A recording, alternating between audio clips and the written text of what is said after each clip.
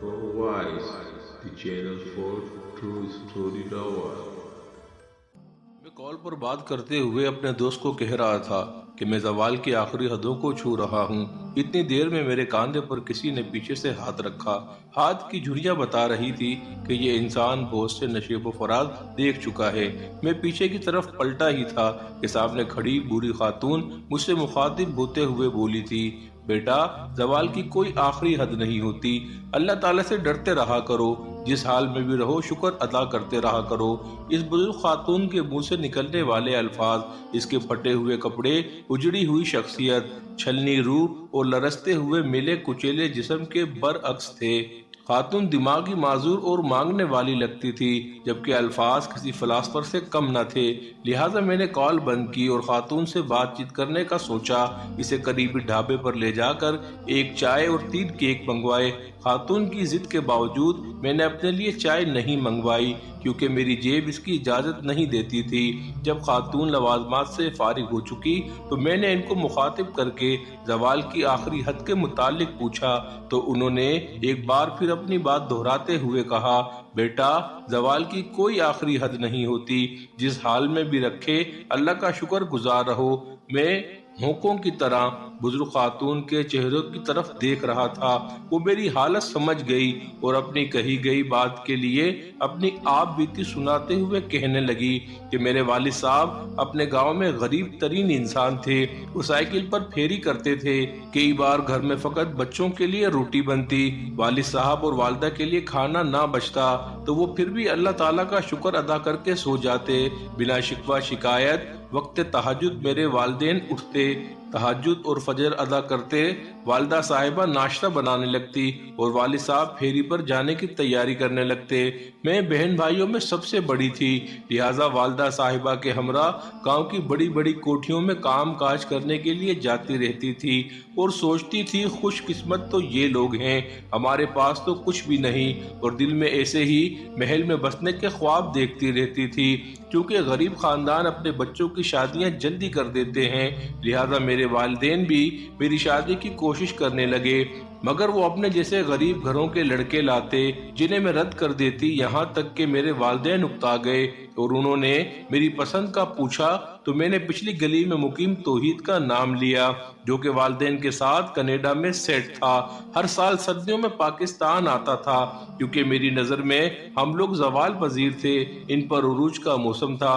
میری بات سن کر والد صاحب نے کہا کہ اپنی حیثیت کے حساب سے خواب دیکھو، وہ لوگ ہم سے بہت بہتر ہیں۔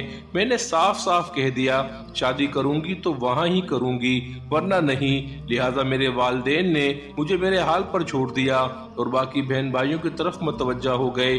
وقت گزرتا گیا، میں نے توحید کو محبت کے جال میں پھانس لیا، مگر اس کے گھر والے مجھے اپنی بہو بنانے پر رضامند نہ تھے۔ میں نے توحید کو محبت کی خاطر اس کے والدین کے سامنے کھڑا کر دیا، یہاں تک کہ شدید اختلافات کے باوجود توحید نے مجھ سے کورٹ میرج کر لی۔ اس کے والدین اس سے لا تعلق ہو گئے اور وہ یہاں ہی پاکستان میں رہ گیا، جبکہ دوسری طرف میرے والدین نے بھی مجھ سے قطع تعلق کر لیا اور میں فقط توحید کی ہو کر رہ گئی۔ توحید مجھے لے کر لاہور شہر منتقل ہو گیا۔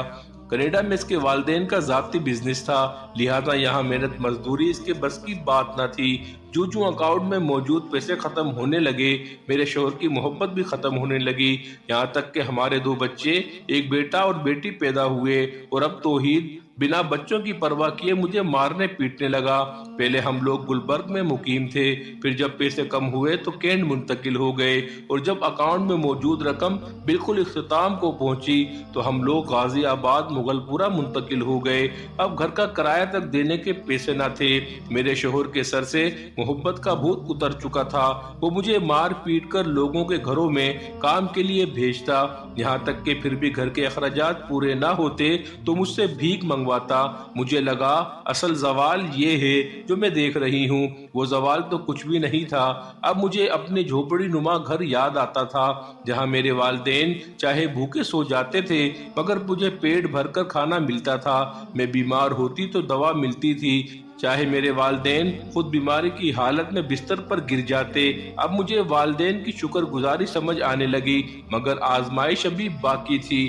جب حالات انتہائی दुगरगू हो गए तो मेरा शोहर मुझे 2 बच्चों समेत तलाक देकर वापस कनाडा चला गया और मैं यहाँ भीख मांगकर लोगों के घरों में काम करके बच्चों को पालने लगी। यहाँ तक कि जब मेरे बच्चे जवान हुए तो मेरा बड़ा बेटा ट्रैफिक हादसे में मर गया। तब मुझे लगा कि अब मैं ज़वाल की आखिरी हदों पर पहुंच चुकी हूँ, इससे ज्यादा ज़वाल पजीर नहीं हो सकती। खैर, मेरे बच्चे की मौत के बाद मेरी वालदा जो कि जिंदा थी, उन्होंने मेरे भाइयों को भेजा और वो मुझे और मेरी बेटी को अपने साथ घर ले गए। और अब की बार मुझे ये घर किसी जन्नत से कम नहीं लगता था, जहाँ इज्जत से 2 या 3 वक्त की रोटी बिस्तर पर मिल जाती थी। मेरी वालदा मुझे पास बिठाकर समझाया करती कि बेटा, हर हाल में अल्लाह ताला का शुक्र अदा करते रहा करो। हम जिस हाल में भी होते हैं, अक्सर औकात अमाल के हिसाब से हम इस रुतबे के काबिल नहीं होते, मगर मैं अपनी माँ को जवाब देती कि इससे ज्यादा ज़वाल इंसान को कभी नहीं आ सकता।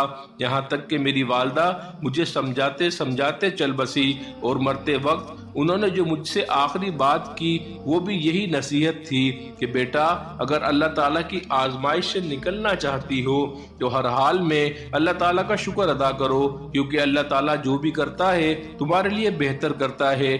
मैं एक बार फिर अपने अल्फाज दोहराने लगी कि हम लोग ज़वाल की आखिरी हदों के भी आखिर पर पहुंच चुके हैं, मगर मेरी वालदा ने मेरे ऊपर हाथ रख दिया और कलमा तैयबा का विर्द करने लगी। जल्द ही इनकी रूह इनके जिस्म के पिंजरे से आज़ाद हो गई। इनकी नसीहत मुझे इनकी ज़िंदगी में समझ ना आ सकी। बाद में मुझे सबक मिल गया। वालदा साहिबा की मौत के चंद दिन बाद मेरी बेटी रातों रात अपने किसी महबूब के साथ फरार हो गई। तो तब मुझे पता चल गया कि ज़वाल की कोई हद नहीं होती, हमेशा आगाज ही होता है। जब आप हर हाल में अल्लाह ताला के शुक्र अदा करना सीख लेते हैं तो आप बच जाते हैं, आप ज़वाल पजीर कभी नहीं होते। अगर ज़वाल के आगाज पर ही आप नाशुक्री और अल्लाह ताला से गिले शिकवे करने लगते हैं तो आप मजीद ज़वाल में गिरते जाते हैं, यहाँ तक कि आपको समझ आ जाती है कि ज़वाल की आखिरी हद नहीं होती। मेरी बेटी घर से चली गई, मैं नीम पागल हो गई। मुझे दर दर से मांग कर खाने की आदत पड़ गई है, मुझे घर में सुकून नहीं मिलता, मगर इसके बावजूद मैं अल्लाह ताला की शुक्र गुजार हूँ कि इस हालत में भी अल्लाह ताला ने मुझे रखा हुआ है। आप भी कभी शिकवा ना करना कि आप ज़वाल पजीर हैं, बस शुक्र अल्हम्दुलिल्लाह कहना और याद रखना, बल्कि औरों को भी बताना कि ज़वाल की कोई आखिरी हद नहीं होती।